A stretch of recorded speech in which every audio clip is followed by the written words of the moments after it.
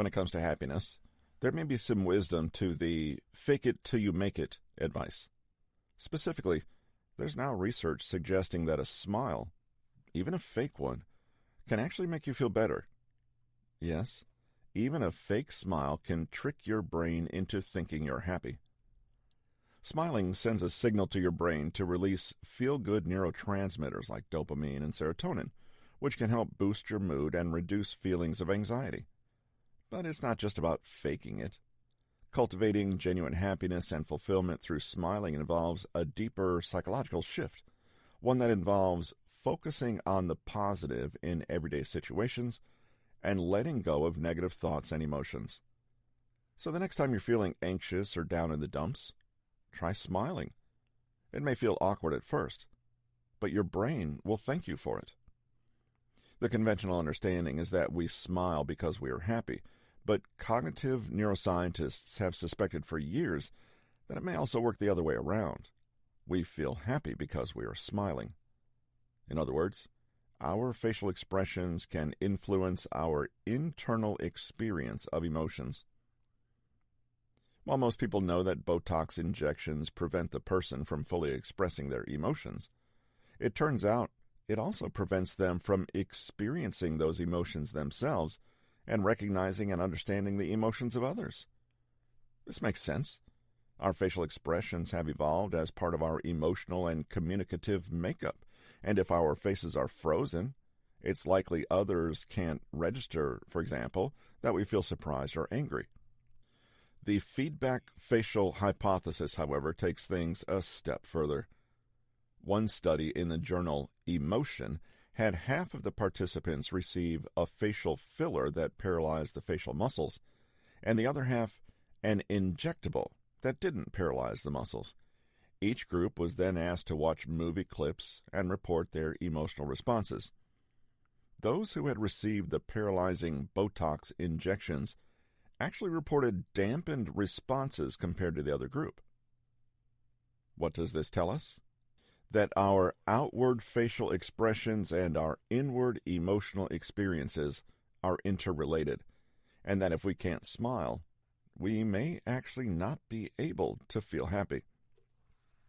Subsequent studies have supported this idea that facial expressions are not just expressions of emotion, they are regulators of that emotion.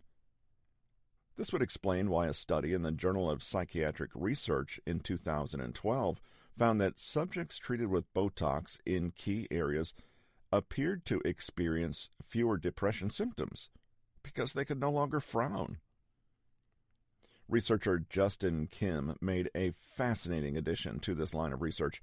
He and his colleagues investigated the effect of Botox treatment on a person's perception of his emotional experience, and they were actually able to monitor this effect in the brain's amygdala, which is the brain's emotional center.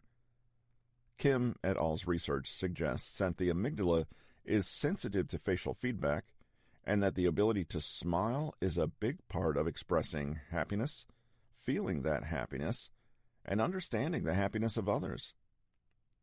What does this mean for us? Well, it means we literally have a way to influence our amygdala and therefore our inner experience of happiness from the outside in. When we smile, even if we don't quite mean it, we are activating certain neural pathways and networks associated with happiness. When someone else smiles and we see their smile, register it, and reflect it back to them, we are participating in powerful, nonverbal communication that can actually impact our mood for the better. Isn't that amazing? The look on someone else's face can have concrete effects on the electrical activity in your own brain.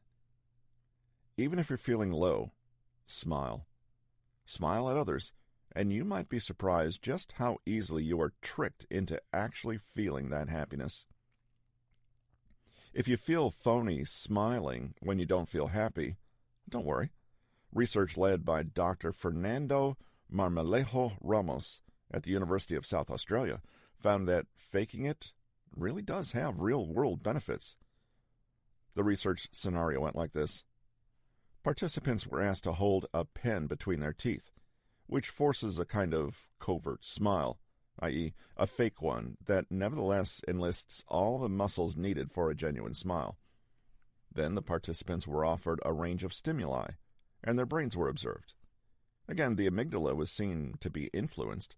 When participants held the pen between their teeth, they reported more positive emotions, and this could be seen in their brain activity.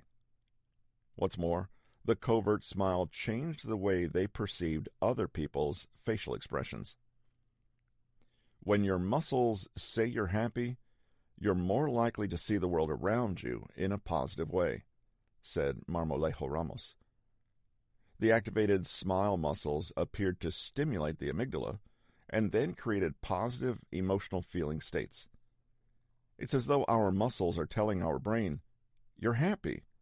The thing you're perceiving right now is making you happy." If your muscles say you're happy, your brain believes it. So our perception and our motor movements are blended together. Does this mean then that frowning and scowling can make us feel bad in the same way? Possibly, although the research has yet to be done. But there's reason to believe that if you want to make yourself happier, it could be as simple as plastering a smile on your face and waiting for your brain to catch up. Knowing what we know about the brain's facial feedback systems, there are a few practical ways to bring more happiness into your life. When you talk to people, try to do it face-to-face rather than just via a phone call, since this way you can modulate your own emotional state by communicating non-verbally with them. It goes without saying that you should smile while doing so.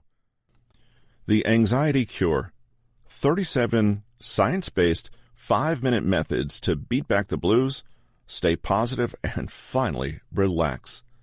Written by Nick Trenton, narrated by Russell Newton. Copyright 2023 by Nick Trenton. Production copyright by Nick Trenton.